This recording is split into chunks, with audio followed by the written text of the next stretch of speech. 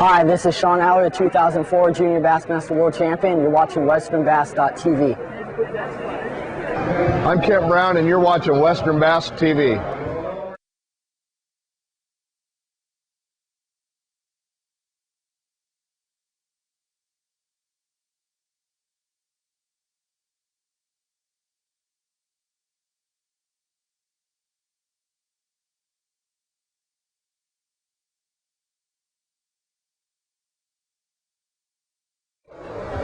Look what the bass drug in. A trout fisherman. Oh, wait a minute.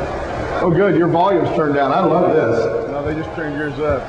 Yeah, you just See, I got a guy down here with controls that'll shut up the bass fisherman and let the trout fisherman talk. He is a bass fisherman down How many here. of you ever heard Kent Brown talk before? Why the hell are you here again? Was this the guy making rude comments at me over here?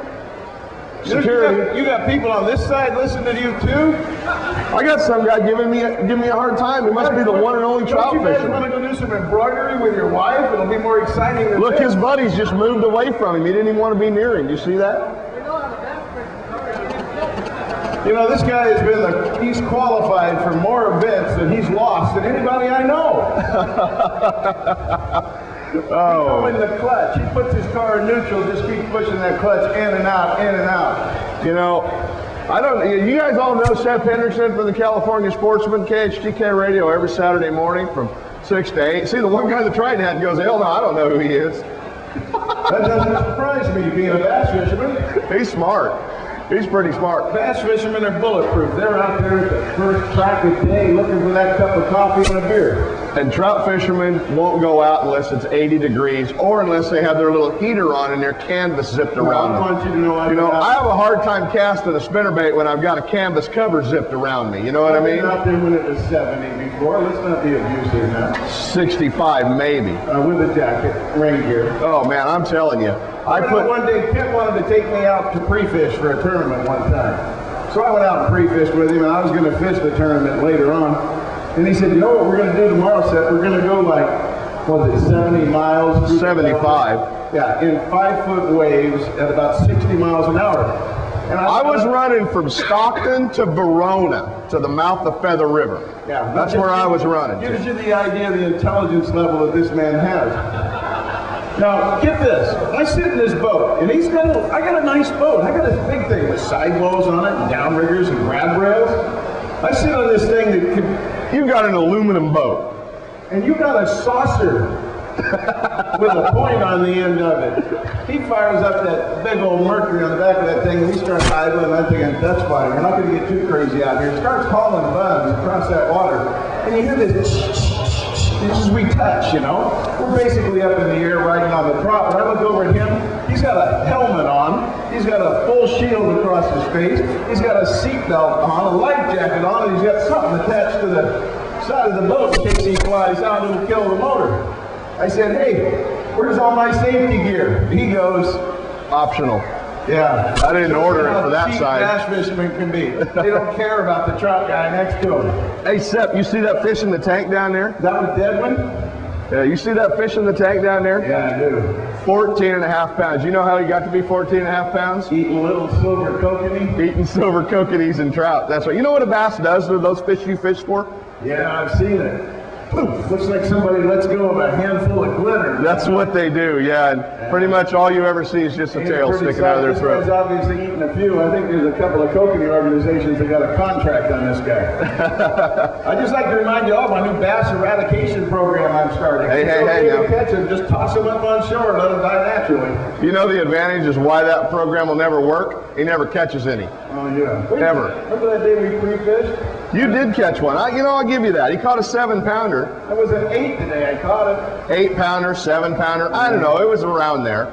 He caught it on a downrigger, trolling a Dodger and a little minnow. No, I caught it doing exactly what you told me to do. Tossing every pipe around here and you're likely to get a fish. He was so ticked off I caught that fish. Oh, I'm telling you. All right, let's go to work. I'm tired of trout guys already. How many times have you been a qualifier? I never remember. 5, 6, 7, something like that. There's a guy that is qualified for every tournament in the West at least 100 times.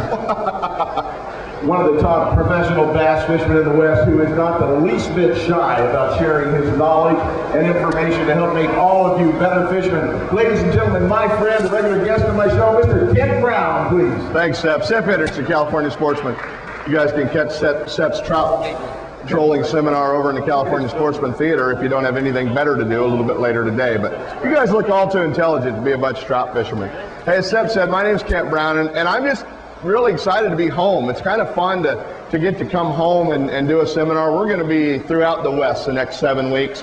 I was in Pomona down in Southern California last weekend, and one cool thing about Pomona is it's not foggy, so that was a good thing. But I was in Pomona last week talking a little bit about fishing, and we'll be in San Mateo, Phoenix, Pleasanton, Denver, and Salt Lake City on ISE's Western Tour this year. So rest assured, those guys in Salt Lake City and Denver don't know anything about bass fishing. The fun part about coming home is I get to talk about my home lake. I get to talk about Folsom. And Folsom, most of us as bass anglers have a real love-hate relationship with that lake. We either love that lake or hate that lake. If I told you right now, if I started my seminar by telling you that I think Folsom's one of the best spotted bass lakes in the state, about half of you'd probably get up and leave because you'd think, man, this guy has no clue what he's talking about. In reality, it is. It is absolutely one of the best spotted bass lakes in the state, as well as one of the best big largemouth fisheries. The lake still has a lot of giant largemouth. The smallmouth are starting to come back. Folsom has three bass in it. Not quantity, guys. I know that those of you who fish that lake think that that's what I'm talking about, is it has 3 bass, one in the north, one in the south, one in the main lake, right? Not it. It has largemouth, it has spotted bass, and it has smallmouth in it. It's got a great population of smallmouth as well. A lot of you are catching spotted bass on Folsom, and if you're not real familiar with spotted bass, you might not be real sure of what you're catching. They look like a largemouth, they really do, and you'll pick them up and you'll just go, yep, that's a bass. Well, those are spotted bass, and Folsom has some really, really large spots in it. The best way to tell a spotted bass is when you catch that spot, pick him up, he'll have a small patch of teeth on his tongue. Run your thumb over his tongue and he'll have a real rough sandpapery patch of teeth on his tongue. Largemouth does not have that. Smallmouth as well are pretty easy to spot. You know, they're the brown fish that are pretty easy to distinguish the difference on.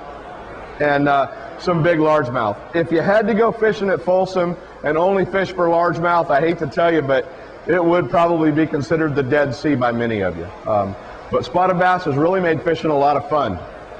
Just to start with, show of hands, how many of you love fishing Folsom? I think we're really lucky to have it this close. All right, how many of you despise that place? One guy, that's pretty good. He's been there in July. Because that place gets infested with water fleas about the 1st of May, and they don't go home till about Labor Day. It's horrible. But and we're going to talk about how to catch fish in the deadest summer on Folsom, because it is really a lot of fun. I want to start talking about some of the techniques and some of the baits I fish on the lake. This one being really one of my favorite techniques to fish on the lake is throwing a spinnerbait. Spinnerbait is really bait I'll fish almost 12 months out of the year on that lake. But coming up here in the next couple of months is going to be my time when I start throwing a lot of spinnerbaits out there. We've had some rain, we've had some rising water and some water coming up. And the dirty water, the spinnerbait is very, very effective. When I start getting a little bit of dirty water, that's when I start throwing more of my chartreuse colored spinnerbaits. The advantage of this bait is I can fish it at a lot of different depths. By reeling it fairly fast, I can fish it up near the surface. And by slowing that bait down, oops. Tony, get that on tape. All right.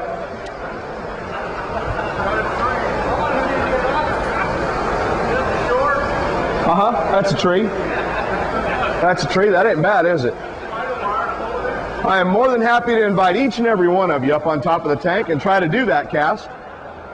Who's my first victim? Who's the guy that's giving me the hardest time? I'm going to let him come up and try to make a few casts. We will be issuing goggles and hard hats to the rest of you. It's not such a bad deal. You always notice the one guy that's going to give you a hard time splits about the time you'd say that, Heck, I don't even know where I was. We're going to have to just totally back up because I just totally screwed that up. Thank you, sir. Thank you. Yeah, I'm glad somebody was paying attention.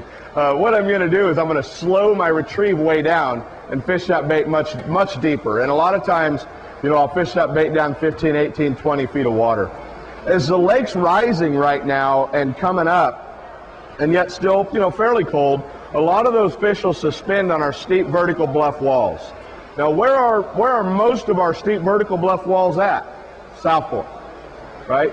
The lake has two arms, North Fork and South Fork. When we start talking about fishing steep vertical bluff walls, that's really the South Fork. The South Fork's on the Browns Ravine side, New York Creek, Anderson Creek, Jack Shack, the old Salmon Falls Bridge. All that stuff is in the South Fork of the lake.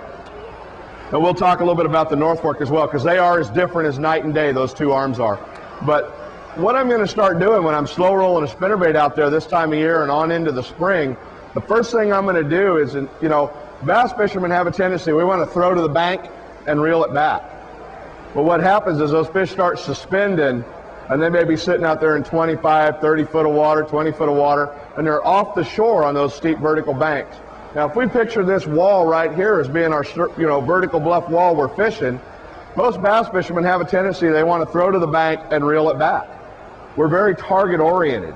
What I'm going to do now is I'm going to fish parallel with that bank, and I'm going to make long casts with that spinnerbait out in front of my boat and just slow roll that spinnerbait down 20, 25 foot of water. And I'm keeping that bait more in the strike zone of where those fish are living. And a lot of times I'll see those fish on my meter, and especially this time of year where you'll start having some fish suspend.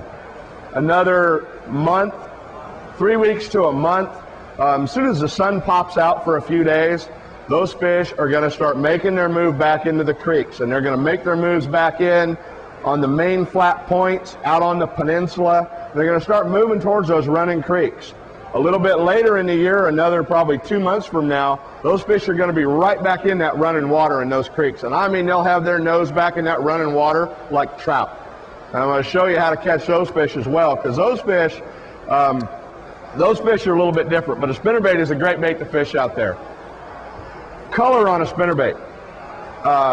This time of year, especially when I get a little bit of dirty or off-colored water, I'm going to really start fishing more of my chartreuse-colored spinnerbaits. And the amount of chartreuse I put on my spinnerbaits varies by how dirty the water is that I'm fishing. If it's real, real dirty, I'm even throwing painted blades on my spinnerbait, chartreuse skirt. As the water clears up a little bit, I may go to one painted blade and a gold-colored blade. As it clears up even more, I go to maybe double golds. And as we get into the summer, May and on into the summer, that's when I go to more of my shad patterns, and I eliminate the chartreuse altogether. And I go to more of my shad-colored skirts, and I start fishing that around our willow bushes and around any of the targets that I can cast at. But right now, we're really talking about early spring and fishing this time of year out there. I mentioned the North Fork and the South Fork, and they are as different as night and day. The North Fork, probably, and I don't know technical numbers, I really don't, I've never paid that much attention, but it's probably, 400, 500 foot elevation lower than the South Fork, or at least the end of the South Fork. The North Fork is really pretty flat, not a lot of steep vertical stuff, a lot of giant granite boulder piles, a lot of big boulder piles, a lot of rock piles, a lot of rock tailings or dredger tailings where they cut that out. How many of you spent any time at all on Folsom in the last, say, 5 or 6 weeks with a GPS? Any of you? Oh, man, you guys missed the boat. They drew that lake down probably as low as many of you have ever seen it. I've been fortunate enough living in Roseville my entire life to fish the lake at much lower pool than where we're at now. But you guys missed the boat, because in the spring and the summer when we're up there fishing, if you'd have gone out there and taken your GPS headings and your GPS readings, you could have walked the bank and stood on top of those big granite boulder piles and went beep and drove right back to it. You still have some time because the lake hasn't filled completely up. But a great idea, if you have a good handheld GPS, is to get on that lake right now and get out there and do that. Presentation on a spinnerbait. Talk just briefly about it. How many of you own a bait caster rod and reel? How many of you guys have these things? How many of you hate these things? A few of you? You got the one that turns 200 yards of line into 400 yards of line, right? You spend all day doing this. And I know that game. The neat part about the bait caster rods and reels is, A, I fish heavy line on it. When I'm fishing a spinnerbait, even on Folsom in clear water, I'm fishing normally 15-pound test Berkeley big game. On occasion, I'll throw 17-pound test Berkeley XT. I see a couple of you shake your head going, man, what are you throwing such heavy line for? Why would you do that? Why wouldn't I? This is totally a reaction bait. It's a bait that I reel through the water fairly fast. It's not a bait I'm fishing along the bottom. Most of my abrasion that comes from granite boulder piles or willow bushes or gravel tailings come on this last 2.5 to 3 foot of line. Never a reason to fish 6 or 8 or even 10-pound test line on this bait, because I'm reeling this bait through the water back at me. When that chartreuse spinnerbait turns dark green, swing. He's got it. When I'm reeling that spinnerbait along and he goes thump, he's mine. Okay? So there's never a reason to throw light line on that. The other reason with a bait caster for these techniques is bait presentation. I can make a good soft entry in the water. I can keep the bait real low to the surface when I cast it. I'm not making, I always got to make sure what building I'm in as to how high the roof is. An overhand cast, I get a big splash. If that fish is living up there in shallow water, I'm going to spook that bass. But if I stop and make a real soft presentation, look out. If I make a real soft presentation in the water, I can keep that bait real low to the surface. Also, if you notice where my rod tip's at when I'm reeling that bait in, I've never fished this bait with a high rod tip strictly because if I get a bite up here, I have nowhere to set the hook on that bass. So I'm always fishing with a low rod tip, okay? The other thing, how many of your first thought was, man, that is a goofy looking fishing rod he's got in his hand? A few of you, I'm sure. This rod's solid fiberglass, or fiberglass. There's no graphite in this rod at all. I fish all my reaction baits on a fiberglass rod. My topwater, my crankbaits, my spinnerbaits, everything I'm fishing through the water fairly fast, I throw on fiberglass. Fiberglass has a tendency to load up and stay loaded. Graphite has a tendency to load up and snap back. Okay? Fiberglass loads up, stays loaded. This rod is a Lamaglass SR 705. Rod was designed by my friend Skeet Reese for Lamaglass. That's the yellow color in this rod, okay? It matches Skeet's hair. You'll never forget that if you guys go looking for one of these rods. It totally matches Skeet's hair. And besides, I talked to him, and he's in Louisiana driving to the first Bassmaster tournament, so I know I'm safe. He's not going to hear me pick on him. The answer to this next question will probably surprise some of you guys when you look around the crowd. How many of you have ever caught a bass in deeper than 40 foot of water? 40 foot or deeper? I got 1, 2, 3, 4, 5 maybe. I fished against you all winter and you ain't caught nothing deeper than 40 foot of water. He's a buddy of mine, it's okay. Well, he was anyway, until a few minutes ago. We roughly had about 6 people in this crowd that have ever caught a bass deeper than 40 foot of water. And the interesting part is, many of you probably have the darndest time fishing in the winter. A lot of you probably think, man, I don't want to go near Folsom in the winter because I'm not catching any fish. That place is the Dead Sea. I guess I was kind of lucky. I didn't consider myself very lucky. I missed the Bassmaster Open Championship this year by 1 pound and 3 ounces. You guys know how big 1 pound and 3 ounces is? Not much. But that kept me home all winter. I didn't have to, unfortunately, go to Louisiana and fish in the Open Championship. So I stayed home all winter from November to December, and I got a chance to really fish Folsom like I used to as a kid. I fished it every weekend. And it was a lot of fun to get back on that lake, especially with low water conditions. My worst finish from the second week of December to about the second week of January was a second.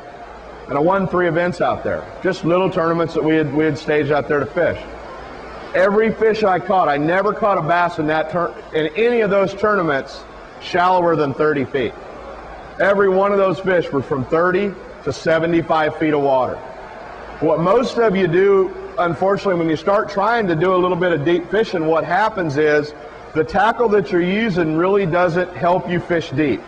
Okay, a lot of you maybe throw a jig out there and maybe you've got the same jig on that you fish down at the Delta, or you fish at Clear Lake, or a farm pond. You know, maybe it's one of Jay Ellis's power jigs, which I flip a ton on the Delta and Clear Lake. I love that, you know, Berkeley's Jay Ellis jig. Big old 5/0 hook in it, and a weed guard, and just a great little jig for flipping. But what happens when I start fishing that jig in 30, 40, 50, 60 foot of water? First off, when I'm fishing that jig very, very deep, I can't feel that jig on the bottom. I pick it up, but I really can't feel that jig on the bottom. Normally because they're too light. The other thing that I run into when I'm fishing that jig is I'll never be able to penetrate the hook in that fish that deep. When I'm fishing like this, I'm fishing 12-pound test, Berkeley big game line. My real key to this jig is keeping it in close contact with the bottom. What a lot of you do when you start fishing big jigs like this, or fishing a jig and trying to fish deep water, you make a long cast. That jig hits the water, maybe give it a little bit of line, click your reel over, and you wait for that jig to get to the bottom. And what that jig does is it goes, pendulums right back underneath your boat. And you're going, man, I can't really feel it.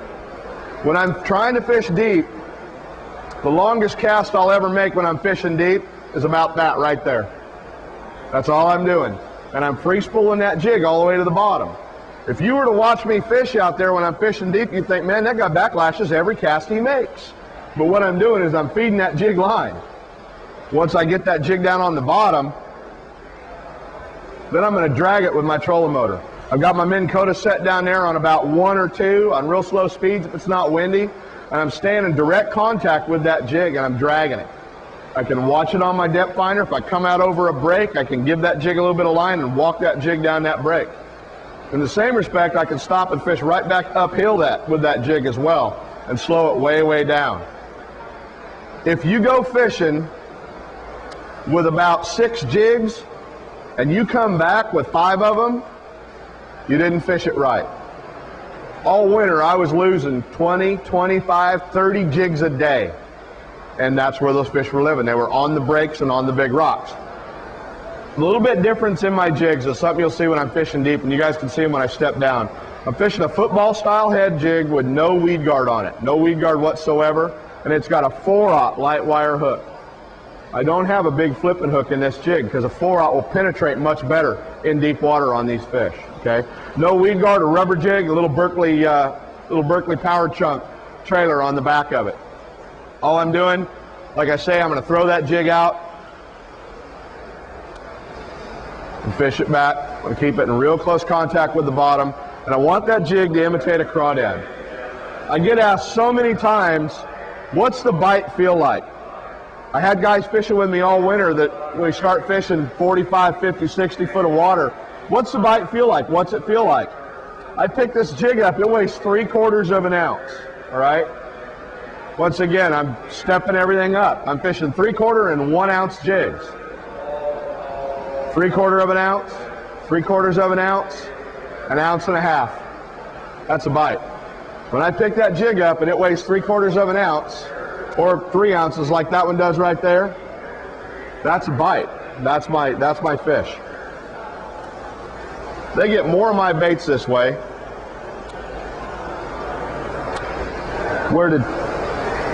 Hey David, I'd like to introduce my rod caddy, Dave Rush. Will you unhook my jig for me? Now what'd you do? It's really nice of Triton to send my rod caddy a matching shirt as well. Don't you backlash my reel, Rush. Thanks, David. Whew, thought he might have backlashed me. Hey, how many of you wake up every Sunday morning and tune into the TV fishing shows? A lot of you do that? All right. Well, the problem that you have watching those TV fishing shows, you're going to get in bad habits, okay? You get in bad habits because you start thinking that 15 foot of water is deep. You start thinking the 17-pound test line is light. And it really doesn't match with a lot of the techniques and a lot of the stuff that we fish out here. And none of those shows are really videoed or taped in Northern California on our bodies of water and where we're fishing. A lot of the techniques that you guys will hear about at the shows, read about in magazines, are techniques that we've all been using on the tournament trail, and that's where a lot of them have been proven. The reason we're using them is because we're trying to find something that the other guys aren't doing. We're trying to find, one more real key thing to catch bass on that maybe some of the other anglers aren't doing. This technique here I want to talk a little bit about is a light line technique, a light tackle technique that is very effective on Folsom 12 months out of the year. I don't care when you fish the lake. It's called drop shotting. A lot of you probably fished plastics before. Maybe you've gone and thrown a plastic worm or a Texas rig worm, or we'll talk a little bit about dart heads. But the neat part about the drop shot is up my line is where my bait's at. The weight is hanging down anywhere from 2 or 3 inches to several feet up above. My weight's several feet up above my weight. And the whole key to this technique is I'm just trying to keep it on the bottom. I'm going to throw that little drop shot rig out. This is one of Berkeley's little power minnows, but as I throw that little drop shot rig out, you'll notice that bait suspends up off the bottom. How many of you guys have tried drop shot? A few of you? How many of you get just a horrendous line twist with this technique as you're fishing it? A lot of you? A few of you? None of you? Good, then maybe y'all figured this out. The thing about drop shotting is with this technique and a light line, I'm fishing 6 and 8 pound, either Berkeley XT or Berkeley Vanish line. But with this technique, what happens is as you're reeling the bait back up to the boat, that's where your bait starts spiraling, and that's where you get your line twist. What I do is I go up my line several feet, and I put a small barrel swivel on my line. The smallest possible barrel swivel that you can buy. I think these are like an 18. I don't want a big barrel swivel, because now what happens with a big barrel swivel is when I throw the drop shot rig out there and it gets on the bottom, what happens is the swivel takes my worm down to the bottom. I want that worm to stay suspended up off the bottom. My friend Aaron Martins, when this thing started out, Aaron was probably the best drop shot fisherman in the West. Unfortunately, he has moved back and he's fishing the tour and he's back east, and now he's the best drop shot fisherman in the country. Okay, Aaron, without a doubt, is the best light line drop shot fisherman I know. And the one thing Aaron told me when we were all trying to learn this and we were all trying to pick his brain whenever we could, he said, move the worm, don't move your weight. Get it on the bottom, move the worm, not your weight. A lot of times with your drop shot technique, you guys are moving it a little too much. This is a technique that right now, when you get on Folsom and on your depth finder, you can see the bait fish, and they're maybe down on a point or down on a break.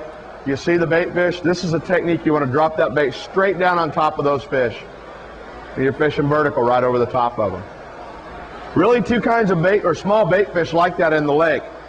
So many times I hear anglers talk about fishing on Folsom, they talk about the shad minnows, Actually, if you find shad minnows on the lake, you stand to catch a pretty good bag of fish. Because most of the time the bait fish you find on the lake are pond smelt, silver sides, pond smelt. That's normally what you're seeing. The other thing, bait-wise, that you'll see a lot of on that lake are crawdads. The 2 rivers that feed that lake are loaded and full of crawdads. That lake in turn is full of crawdads.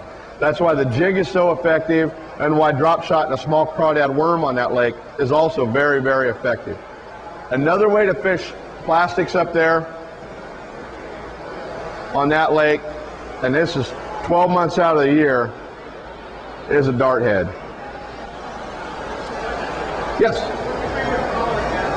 My favorite color, I try to match any of the small bait fish colors, the shad colors, when I'm fishing up over the top of bait fish. Otherwise, I'm fishing a lot of camo or any of the browner colors or crawdad colors. But this time of year, I'm really trying to match the bait fish.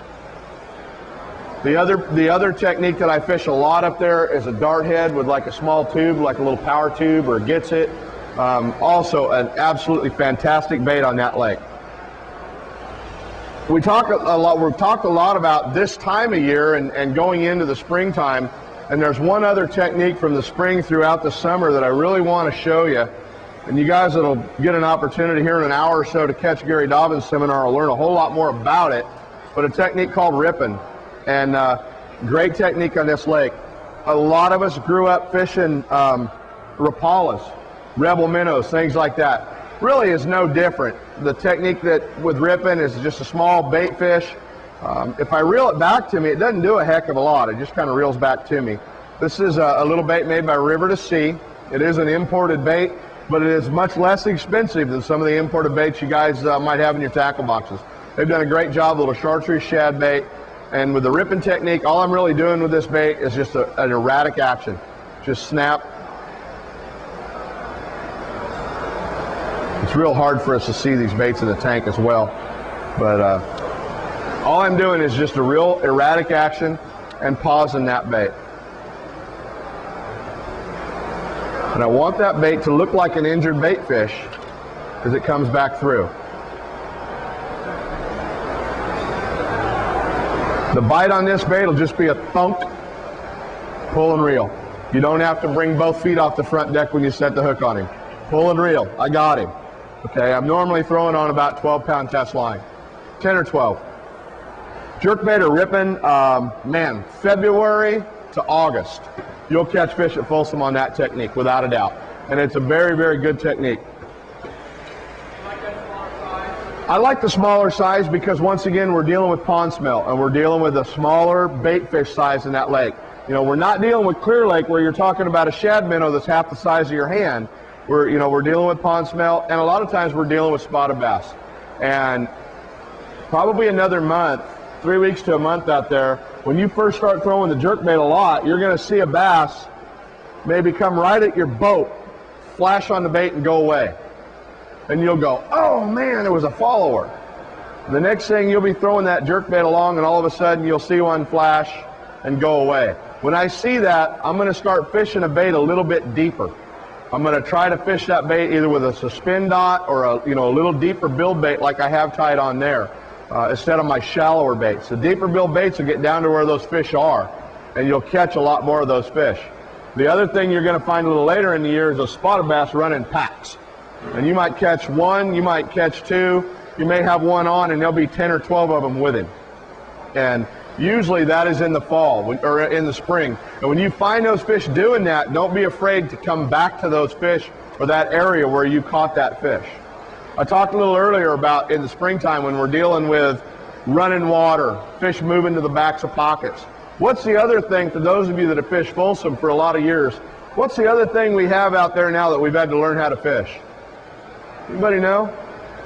What about all them stinking willow bushes? They're everywhere. You go up the North Fork, they're everywhere. You go up the South Fork, they line the upper ends of the river. And they've probably taken a few of your real favorite fishing spots that you can't even get back into because of the willow bushes. A lot of those bushes have grown in the creeks. They've grown back in the ends of the pockets.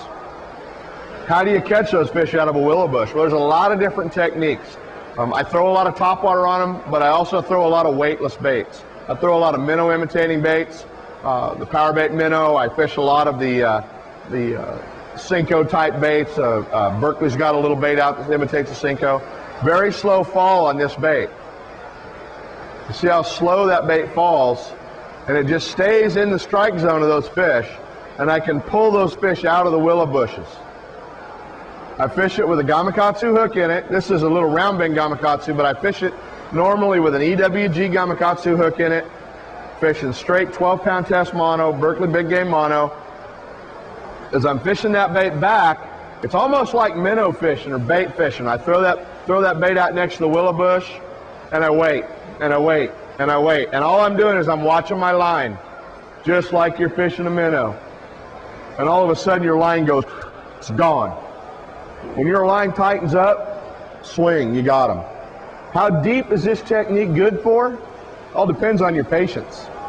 If you've got enough patience to fish that bait down 15, 18, 20 foot of water, oh man, hang on, because you'll catch those fish from about the 1st of April all the way through the summertime. Great technique on this lake. The other advantage to this is I get to pull those fish out of those willows. I don't lose near as many fish. I can catch them flipping a jig or a worm right down through the middle of the bush.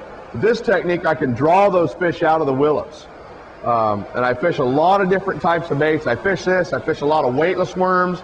Berkeley's new Gulp night crawler, awesome little bait. I fish chartreuse. I fish a lot of pink. I fish a lot of really, really bright, brilliant colors. And especially in the springtime prior to the spawn, I throw that out next to those willows. I can see it. I can watch that bait. That bait sinks, sinks, sinks, sinks, sinks. And pretty soon that pink bait either disappears or goes away. Set the hook. You got him. I mean, those fish will smoke that bait. You got a question? What size hook? Normally on a bait like this, I'm fishing a 3/0. Fishing a 3/0. Once again, never a reason to fish smaller, smaller tackle like that. What's that? On the night crawler, I fish like I'll fish a couple different hooks. Occasionally, I'll fish a 1/0 EWG worm hook on them. Every once in a while, I'll fish our real small G-lock, Gamakatsu G-lock hooks in about a size 4. Scale down a little bit, but that's really when the fish are getting more finicky. When I can get away with fishing that big hook, I will. Sometimes you can't. Sometimes the fish tell you, nah, we're not going to bite that big hook. How many of you like to topwater fish? You like topwater fishing? How many of you hate this technique? Oh, cool. Well, we're going to talk a little bit about topwater fishing because this is really my favorite thing to do on Folsom.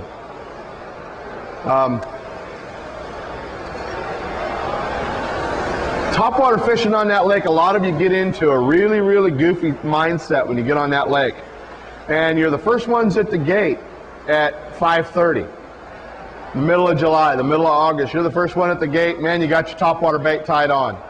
Then you go out there and you wing that topwater bait for an hour or two, and the next thing I see you guys, you're on the peninsula with your spinning rod doing this. With a drop shot, or with a dart head. And that's where you're missing the boat. I was fortunate enough to drag Tony Stoltz from westernbass.com with me last year on a little trip. We did a TV show on Folsom for westernbass.com. In the course of the day, it was in August we shot that. I think it was August we shot that. Or was it July or August, Tony? July? July. We were on the water in July. We probably caught, I don't know, 35 fish that day on a topwater bait. I had one rod on the deck of the boat for the most part. We launched the boat at 10 o'clock at Granite Bay. And we fished till about 4, and we caught all those fish, middle of the day, 100-degree heat. And they're spotted bass for the most part. We did catch a big smallmouth that day as well, like a 3.5 pound smallie. But what I'm getting at is we miss the boat a lot of times because we put the topwater away way too early. If any of you have fished Folsom much, very typical for our foothill lakes, you may show up there at 6 o'clock in the morning in the summer, and there's 3-foot waves across the lake. You're like, man, the wind wasn't even blowing at home. We got out here and there's whitecaps. Now what happens? Well, by about 9 or 10 o'clock, the wind lays down, it gets flat. That's when I'm going to start throwing that topwater bait. Normally, in the summertime, the lake's starting to recede. It's starting to go into a summer drawdown. And that's where I'm going to start fishing way offshore, fishing over the top of boulder piles. I'm fishing over the top of islands. Hazard buoys are your friend at Folsom in the summertime. If you see one of those white hazard buoys, stop 150 yards shy of it, idle up, unless of course you have a lot of money and you want to tear gear cases off of Mercury's, which I've been known to do. Idle up to that thing, troll the motor up quietly, make a long cast out on those hazard buoys. You will absolutely be amazed how many big fish you catch out over the tops of those islands. And you may catch 2 or 3 fish on a topwater bait and then slow down and start fishing more of your worms or throwing a drop shot around them as well. You'll get to where you don't want to do anything but throw topwater on them. You'll catch that many fish. This little bait is made by a friend of mine, Andre Moore, Reaction Innovation, a little bait called the Vixen. This was a bait I was throwing last year. A lot of you probably thrown a Zara Spook in the past, very, very similar to it. If I throw that bait out and I reel it back to me, it doesn't do a heck of a lot, it just swims straight back. What I'm trying to do with this bait is walking the dog. For those of you from Texas, that's D-A-W-G, okay? Dog. We're walking the dog. And just a short, quick jerk on the rod tip is all I'm doing with it.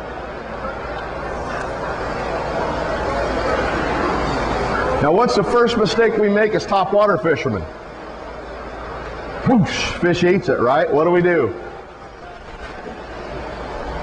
I grew up fishing in a 14-foot aluminum boat. Absolutely, the worst thing you could do is to get bit on a topwater bait.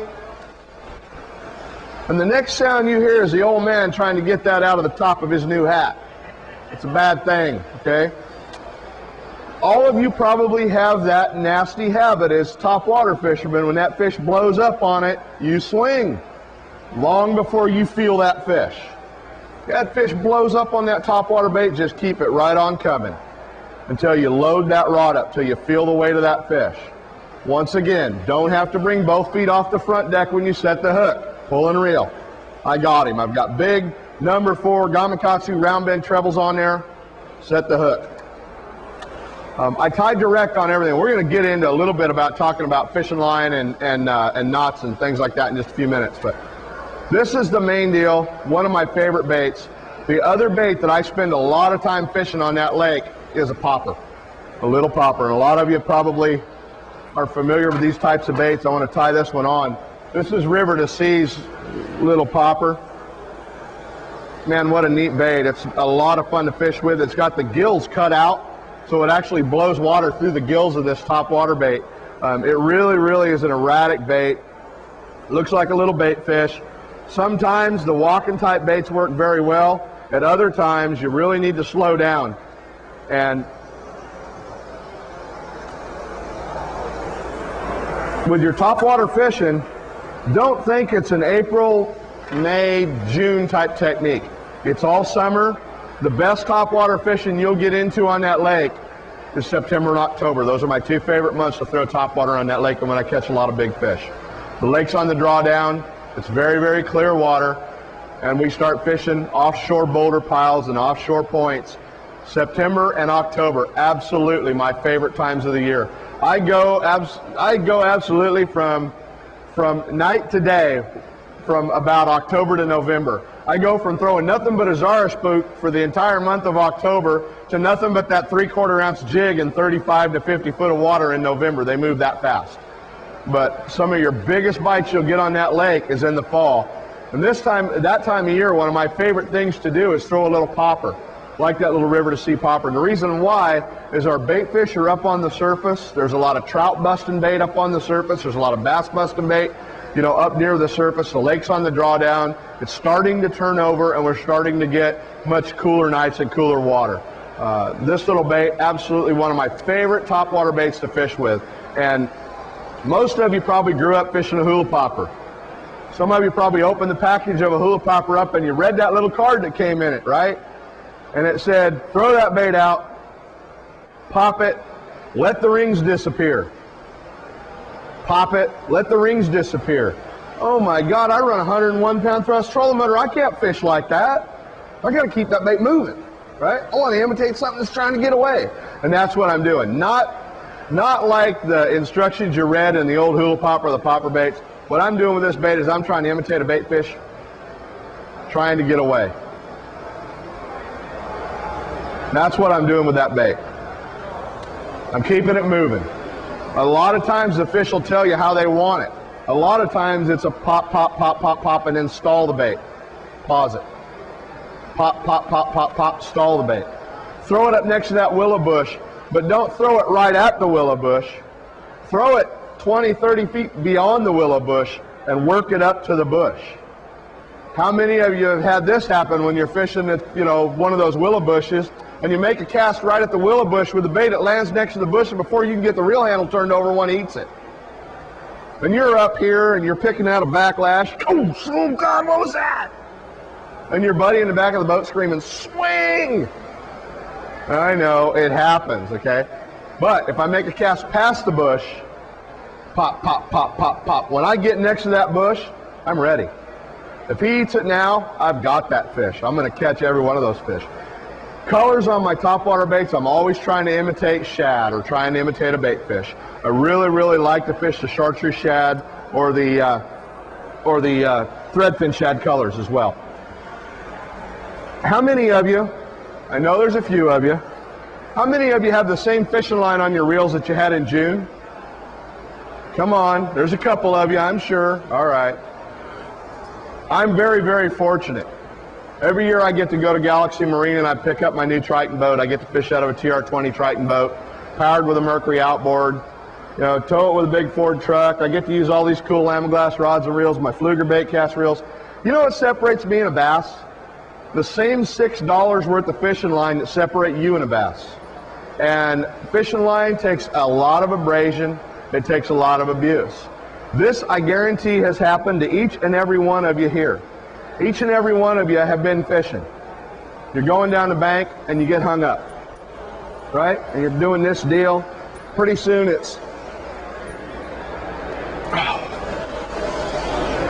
oh, it came loose. All right, it came loose, right? What do? We just go right back to fishing. 20 minutes later, thunk, you get that bite on a topwater bait, a jig, a spinnerbait, whatever. You drop the rod, you set the hook, you scream for the net. It's the biggest fish you've had on. It's one of those. And you're screaming for the net, and that fish makes a good hard pull, and pow, he breaks you off. You come to the ISE show next year, and you walk down the aisle, and as you walk by the trilene booth, the string booth, the P-line booth, the maximum booth, I don't care what fishing line you had on that reel, you elbow your buddy and you go, I'm never buying that stuff again. That's what I had on that reel when I broke that big one off up at Folsom, or down at Amador, or down at Comanche. What you don't realize is 15 minutes before you ever got that bite, you maxed that line out. You maxed that line out, you didn't retie. How many of you have snap swivels in your tackle boxes? A few of you? Oh, bad juju. Take those snap swivels, put them in your hand, throw them away. Because they make you a lazy angler. Once again, we talked about that last 3 feet of line is what takes all the abrasion. If you fish Folsom, I guarantee you're going to get some line abrasion from fishing boulder piles, granite rocks. And granite rocks absolutely tears fish, tears line up. So I'm changing my line when I'm fishing every day. The line that I fish with, 100% is all Berkeley trilene. 22 years of tournament fishing, it's the only line I've spooled up on a reel. It's trilene. You ask me about any other fishing line, I'm not going to be able to tell you, because it's the line that I've fished the last 22 years. It's been good for me, and I know how good the line works. Good knots to tie are like a Palomar knot. You can find it on the internet. I've got some little brochures if you guys want to see it. We can pass that along to you as well. But really, while you're here, you don't have to strip all the line off your reel. Strip off 75, 100 yards and spool up. You buy a filler spool of line, you should be able to fill up a reel. You should be able to fill up 2 or 3 reels. So that'll get you through. Folsom. The one thing to remember about Folsom, and I'm going to give you this one bit of advice for fishing out there in the summertime. When you launch early in the morning, start in the main lake. Start in the main lake areas. And as your morning goes on, move up the rivers. Well, what am I doing? I'm moving up the rivers and I'm going to the 5-mile-an-hour zones. When I get up to those 5-mile-an-hour zones about 10, 11 o'clock, all those knuckleheads are out there on the main lake where I was just fishing. Any of you here own a wakeboard boat? Oh, good. All those knuckleheads and wakeboard boats are out in the main lake, right? And I'm going to get up in that river and up in that 5-mile-an-hour zone. I'm going to get the fish till noon, 1 o'clock. Put your rods away, put your life jacket on, just run back real slow. About 12 or 1 o'clock, go get a sandwich. It's over. But great place to fish in the summertime, and don't miss fishing it in the evenings as well. It's also a great place, great fishery. Folsom's a good lake.